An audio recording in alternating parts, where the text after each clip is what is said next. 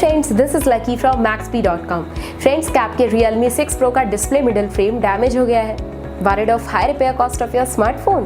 Don't worry, you can now buy high quality replacement display middle frame for your original Realme 6 Pro at a very affordable price from Maxbhi.com and can fix your phone yourself at home or get it repaired by any professional very easily। जी हाँ दोस्तों, आप हमारी website Maxbhi.com से अपने Realme 6 Pro का नया display middle frame खरीद के अब बहुत ही कम दामों में अपने फोन को सही कर सकते हैं। This display middle frame is a 100% genuine quality product which works similar to your original product with a perfect fit for your Realme 6 Pro। इस डिस्प्ले मिडल फ्रेम को पहले हमारी क्वालिटी टीम द्वारा चेक और इंस्पेक्ट किया जाता है और क्वालिटी एश्योर होने के बाद ये डिस्प्ले मिडल फ्रेम आपको भेजा जाता है। साथ ही साथ Realme 6 Pro का display middle frame Maxbhi trust replacement warranty के साथ आता है, जिससे आप श्योर हो सकते हैं कि प्रोडक्ट खरीदने के बाद आपको कोई भी परेशानी नहीं आएगी। फ्रेंड्स, Maxbhi.com पर ऑर्डर करना बहुत ही इजी और सिंपल है।